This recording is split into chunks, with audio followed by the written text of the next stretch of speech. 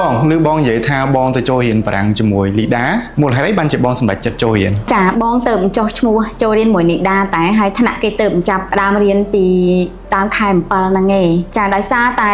បងចង់ឲ្យនីដាគាត់ចេះនិយាយភាសាបារាំងមួយទៀតហើយអញ្ចឹងបងក៏ sign up class ឲ្យគាត់ចូលរៀនបារាំងនៅសាលាបារាំងទៅហើយនៅពេលដែលបងទៅចុះឈ្មោះឲ្យគាត់ហ្នឹងបងក៏គិតថាបើសិនជាបងជូនគាត់មករៀនបងត្រូវចាំគាត់1ម៉ោងកន្លះពេលហ្នឹងបងសួរខ្លួនឯងថាពេលចាំកូនហ្នឹងបងអង្គុយលេង Facebook ឬក៏លេងអីអញ្ចឹងណាបាទអញ្ចឹងបងគិតថាវាដូចជាគួរឲ្យធុញណាអញ្ចឹងហេតុអីបងមិនចុះរៀនជាមួយកូនតែម្ដងទៅចុះឈ្មោះណាអញ្ចឹងនៅក្នុងថ្ងៃនេះផងដែរបងមានមេរៀន5ចំណុចដែលចង់ចែករំលែកឲ្យបងប្អូនទាំងអស់គ្នាចាពាក់ព័ន្ធជាមួយនឹង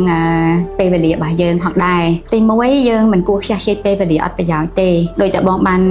លើកឡើងអញ្ចឹងនៅពេលដែលយើងចាំកូន1ម៉ោងកន្លះយើងគិតតែពីលេង Facebook ឬក៏ធ្វើអីផ្សេងដែលអត់មានប្រយោជន៍គឺខាតពេលវេលាអញ្ចឹងហេតុអីយើងមិនរៀនយើងរៀនតិចក៏ចេះដែរចាទី2នៅពេលដែលយើងអាយុច្រើនយើងគិតថាមិនច្បាច់រៀនអីទៀតទេជាពិសេសភាសាបារាំងសម្រាប់បងអត់មានត្រូវការងារជាមួយបងទេប៉ុន្តែមូលហេតុអាយុមិនមែនជាការកំណត់នៃការរៀនទេនៅពេលដែលយើងចូលរៀនបន្តិចបន្តួចជារៀងរាល់ថ្ងៃយើងនឹងអាចបានចំណេះដែលអត់ដឹងខ្លួនទេឯទី3អូនត្រូវដឹងថាយើងជាឪពុកម្ដាយគេយើងត្រូវធ្វើជាគំរូឪពុកម្ដាយជាច្រើនគឺតែងតែឲ្យកូនរៀនដើម្បីឲ្យកូនចេះថាគេហើយអញ្ចឹងទៅបើយើងអាចធ្វើជាគំរូដល់គាត់ប្រាប់គាត់ថាទោះបីជាឪពុកម្ដាយគាត់អាយុប៉ុណ្ណាក៏គាត់នៅតែអាចចូលរៀនជាមួយពួកគាត់បានដែរអញ្ចឹងវាជាគំរូមួយសម្រាប់កូនចាទី4ពេលដែលយើងទៅរៀនជាមួយគាត់ណាអញ្ចឹងការចំណាយពេលវេលាជាមួយគាត់ទាំងទៅទាំងមកគឺវាមានតម្លៃជាពិសេសណៃដឹងហីពេលចេញពីរៀនណាគាត់តែបួលបងនិយាយភាសាបារាំងហើយបងមិនបកកាយទេបេបដូចតែគ្នាហ្នឹងចាអញ្ចឹងពេលខ្លះគាត់សួរបងអត់ចេះទេអញ្ចឹងបងប្រាប់គាត់បរៀនគាត់ឲ្យចេះឆែក Google Translate ហើយណៃដឹងហើយថា Google Translate គេមាននិយាយឲ្យយើងស្ដាប់បានទៀតអញ្ចឹងក្នុងពេលដែលគាត់សួរបងអត់ចេះហ្នឹងយើងរៀនជាមួយគ្នាចាអញ្ចឹងយើងបាន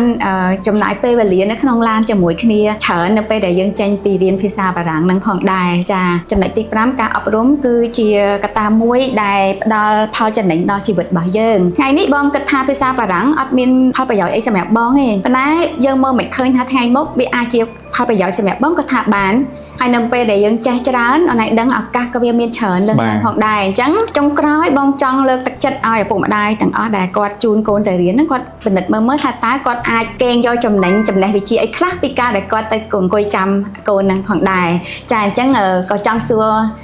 មិត្តភ័ក្តិនៅក្នុង Facebook ដែលកំពុងតាមដានសួរថាតើអ្នកទាំងអស់គ្នាមានដែរគិតទេថាអាចរៀនអ្វីតិចជាមួយកូនបានក្នុងពេលដែលយើងជូនកូនទៅរៀនហ្នឹងផងដែរ